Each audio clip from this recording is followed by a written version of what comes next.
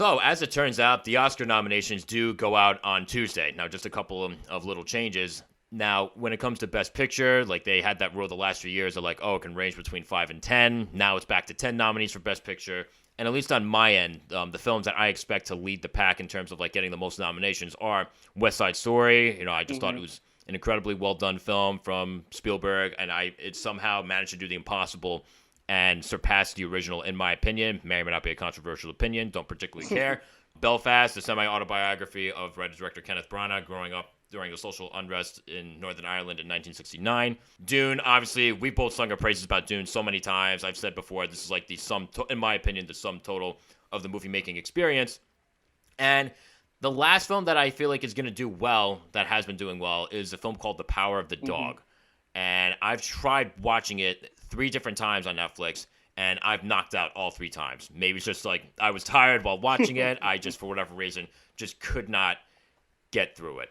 So I don't know. What do you think of that diagnosis? Because I do expect those 4 films in particular to do well across the board in terms of obviously Best Picture, directing, writing, technical categories, acting for all of them except for maybe Dune. I don't think Dune is going to get any acting nominations, but we'll just have to see. Yeah, when it comes to like some of the Oscar nominations, and I do agree with you that those are probably going to be the wolves among the pack. Those are going to be the ones that are really going to be highlighted in a lot of different categories.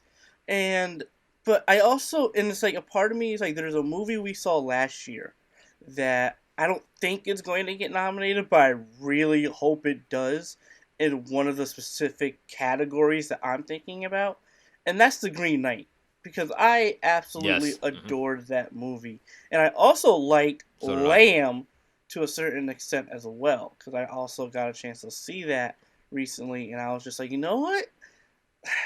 I really liked it, but The Green Knight specifically, I'm hoping it gets nominated in some category relating to sound audio design, because the sound in that movie was just so dense and just meaty in all the right areas that I was just like, this sounds amazing. And I hope, and even costume and makeup, like The Green Knight, even that in a sense, like the amount of work that they went into crafting that outfit, everything is just magnificent. And so I hope The Green Knight is nominated in at least those 2 categories. I'm not saying it has to be best picture or anything like that, but I hope that it had enough recognition to be nominated. Dune definitely is going to be one of them. Maybe even Best Picture. We're going to have to wait and see. For Dune, Dune is definitely going to be on the Best Picture list. For sure. I'm very confident about that. Exactly. If I can expect like a few other films to round out Best Picture, I could definitely see Tick Tick Boom getting in there. I could definitely see it's weird, as polarizing as it was, I could definitely see Don't Look Up getting in there, because for whatever reason the Academy definitely seems to like Adam McKay and his films, even though they're very, like I said, they're very polarizing. His last film Vice was fairly polarizing. That got a slew of nominations, including Best Picture. And The Big Short, same thing, and actually won for adapted screenplay. So they definitely seem to like him. I could definitely see King Richard getting in there for Best Picture. Coda, which is a movie about like a girl who wants to sing, but like she comes from an entirely deaf family. I didn't get a chance to watch that, but it did look interesting. And one film I do expect to get in there for Best Picture that I'm still not entirely sure how much I like it is Paul Thomas Anderson's film Licorice Pizza. And I know I was talking to you about this on this show a lot, and I like Anderson as a director, but there was just something about this movie that I'm like, okay, I like certain things around it. Like I do like the whole lackadaisical meandering plot, because it kind of gave it all like an unpredictability to it, but at the same time, the quote romance right at the center of the film is between a 15-year-old and a 25-year-old, and I'm like, this feel like, what are you trying to get from me here? Like, what are you trying to say here? Like, there's just something that felt very off about it. So, and again, like a little bit of a spoiler here, like the movie starts out, like, he starts hitting on her. Again, he's 15, she's like 25. I think to myself, like, all right, like, he'll age a little bit by the end of the movie. He'll be 18. It won't be as weird. Spoiler alert, he's still very much 15 by the end of the movie, and she's still very much in her mid to late 20s by the end of the film. So I'm like, what the fuck? But again, I don't know. Maybe there's a sort of explanation out there that I just haven't been able to get, that I haven't been able to understand. But, you know, again, if there's anyone that's listening that can further explain that, please go right ahead, because I'm honestly a bit confused here. Mm-hmm. But in terms of, like, of course, one of the other big categories at the Oscars is, of course, Best Director, which, again, that's, like, one of the categories that, like, I personally look at for sure, you know, because, again, that's the thing that I want to do the most. And as far as, like, the surefire nominees, I could definitely see Denis Villeneuve getting nominated for Dune, because, again, it's just a massively well-done film.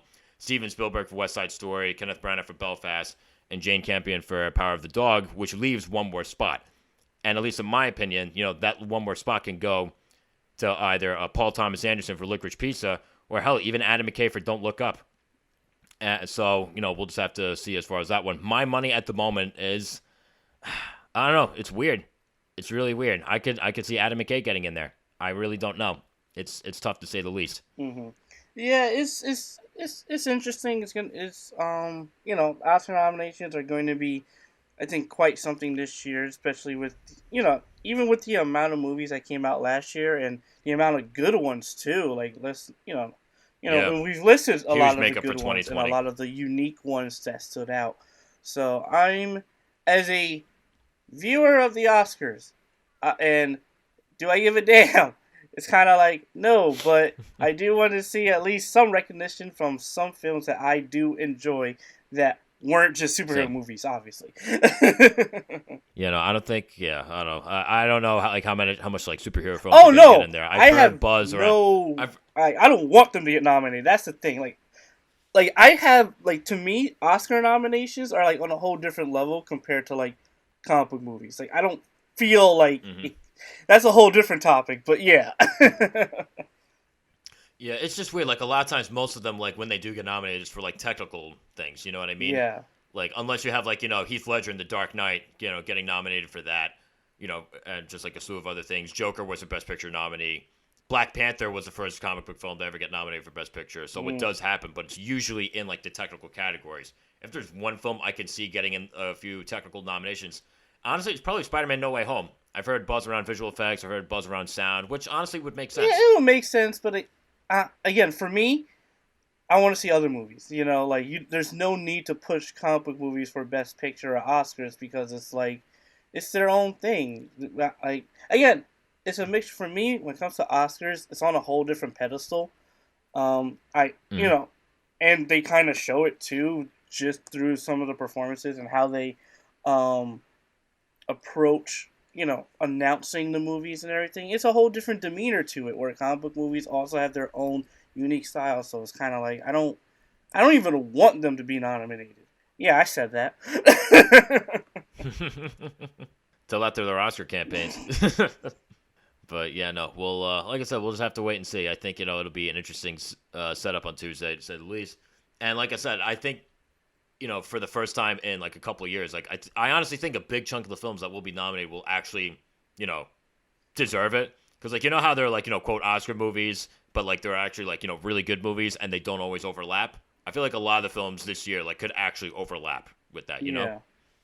It could. And you know what? If this, like, to me, when it comes to nominations, it's just that, just pick a good movie. You know, that told a good story. Yeah. That's a better way of framing instead of what I just said with comic book movies. So, yeah, what do you guys think of our predictions? You know, do you actually still care at this point? Wouldn't be surprised if you don't. Comment wherever it is that you can.